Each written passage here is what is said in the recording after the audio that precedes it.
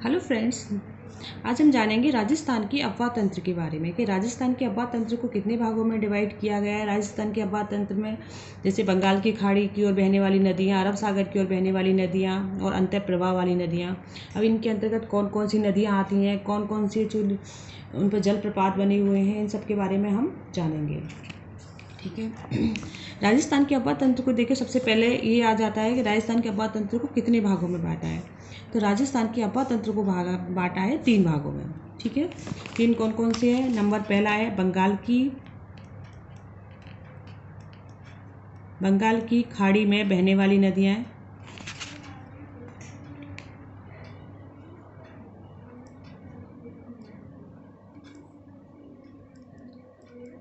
वाली नदियाँ। नंबर दूसरा है अरब सागर की ओर बहने वाली नदियाँ। अरब सागर की ओर बहने वाली नदियाँ।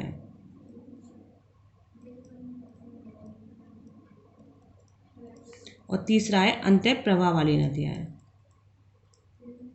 अंतः प्रवाह वाली नदियाँ। ठीक है, सबसे पहले हम जानेंगे बंगाल की खाड़ी में बहने वाली नदियाँ कौन कौन सी हैं। तो एक इसकी सिंपल सी ट्रिक बनाई है मैंने। बनास चंपा के बाग में कोका खावे। क्या है? बनास चंपा के बाग में कोका खावे। ठीक है, बनास चंपा के बाग में कोका खावे। अगर ये लाइन आपको याद है और उसमें आ जाए कि कौन सी नदी है जो बंगाल की खाड़ी की ओर नहीं बहती है, तो ये अरब सागर में बहती है, तो आपको तुरंत हो जाएगा कि हाँ ये नाम इसमें नहीं है, यानी कि ये नदी, आपको तुरंत उसका आंसर आ जाएगा।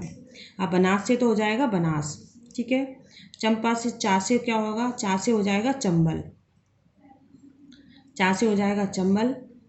पा से हो जाएगा पार्वती नदी। बा से हो जाएगा बाणगंगा।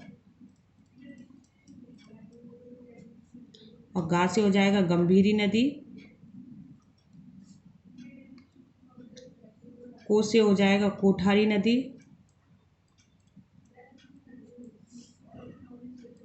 खा से हो जाएगा खारी नदी। और बे से हो जाएगा बेड़च नदी। ठीक है, बे से क्या हो जाएगा? बेड़च नदी। अब हम सबसे पहले जानते हैं बनास नदी के बारे में।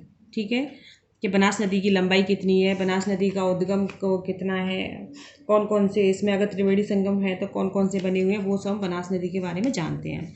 तो पहली नदी ली है हमने बनास नदी। ठीक है, बनास नदी की लंबाई की बात करें तो बनास नदी की लंबाई कितनी है? इसकी लंबाई है 480 किलोमीटर। ठीक है, बनास नदी की लंबाई 480 किलोमीटर है। इसके उद्गम की बात करें तो इसका उद्गम कहाँ से होता है? इसका उद्गम होता है राजसमंद खमनोर की पहाड़ियों से। खमनोर की पहाड़ियों से। ठीक है, खमनोर की पहाड़ी कहाँ है? राजसमंद में। राजसमंद खमनोर की पहाड़ियों से इसका उद्गम होता है। और इस पे 3 त्रिवेणी से, और इसकी उपनाम की बात करें तो उपनाम कौन कौन सी हैं? इसको देखो, बन की आशा कहा जाता है। इसको और राजस्थान की यमुना के नाम से भी जाना जाता है। राजस्थान की यमुना के नाम से कैसे जाना जाता है? बनास नदी को। ठीक है, इसे बारिष्टी नदी के नाम से भी जाना जाता है। बारिष्टी नदी के नाम से भी जाना जाता है इसको। और इसको किसके नाम से जाना जाता है? ये हमारी राजस्थान की यमुना होगी, और इसे बर्णनासा के नाम से जाना जाता है। किसके नाम से जाना जाता है? बर्णनासा के नाम से जाना जाता है। ठीक है, हम जैसे देख रहे हैं बनास नदी के बारे में। बनास नदी की लंबाई है 480 किलोमीटर। इसका उद्गम है राजसमंद की खमनोर की पहाड़ियों से इसका उद्गम होता है।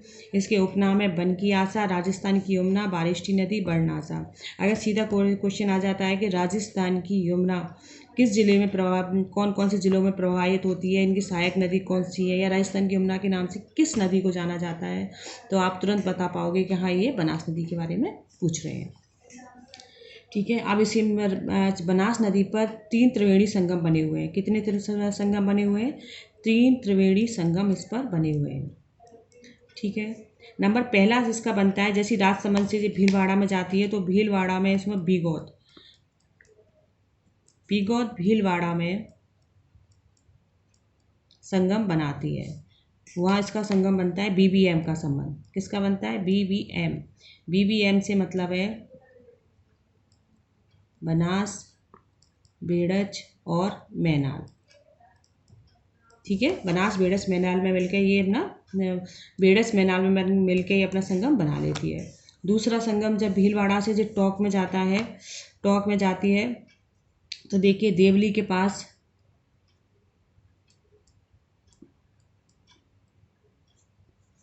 टोंक में जाती है तो देवली के निकट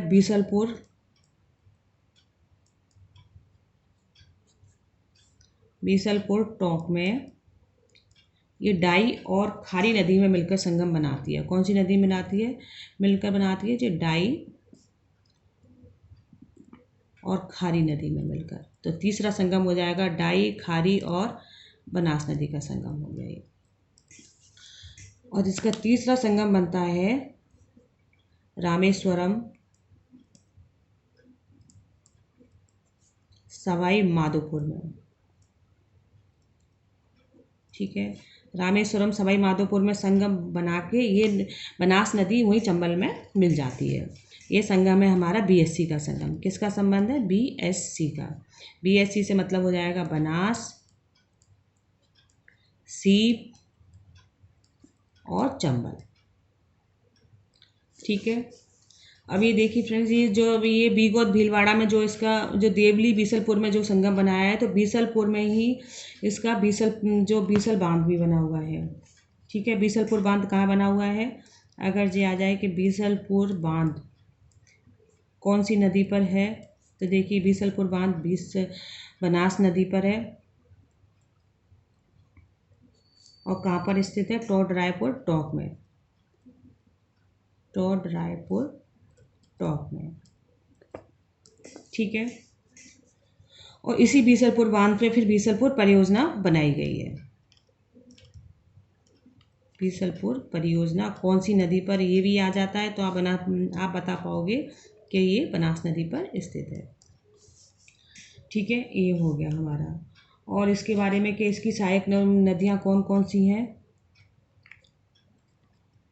सहायक नदियों की बात करें कि सहायक नदियाँ कौन सी हैं, तो उसकी एक सिंपल सी ट्रिक है। बेचैन, मामू, बनास, खारी को ढूंढ। बेचैन, मामू, बनास,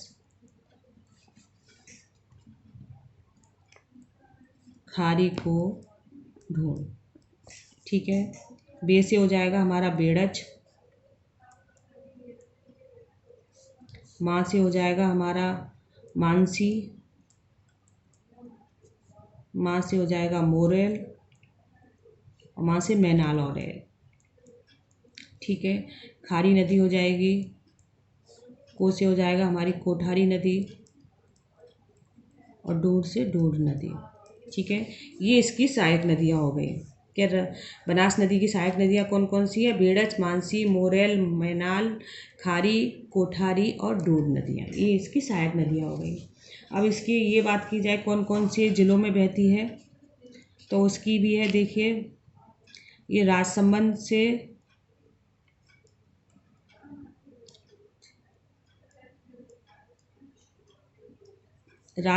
ये भीलवाड़ा में जाती है, जहाँ पर ये संगम बनाती है। भीलवाड़ा से जाती है टोंक में और टोंक से जाती है जी सवाई माधोपुर में। ठीक है, सवाई माधोपुर में चंबल में मिल जाती है। ठीक है फ्रेंड्स, ये हमारा बनास नदी के बारे में जितनी भी मुख्य तथ्य थे वो सब आपके सामने मैंने रखे हैं। और इसका एक और है मोस्ट इम्पोर्टेंट कि झाड़ोल सिंचाई परियोजना कौन सी नदी पर है? झाड़ोल सिंचाई परियोजना कौन सी नदी पर है? बनास नदी पर है। ठीक है, अगर आपको मेरी वीडियो पसंद आई हो तो प्लीज़ इसे लाइक कीजिए और अपने फ्रेंड्स में सब्सक्राइब कीजिए। और मेरे धन्यवाद फ्रेंड्स, ज़्यादा से ज़्यादा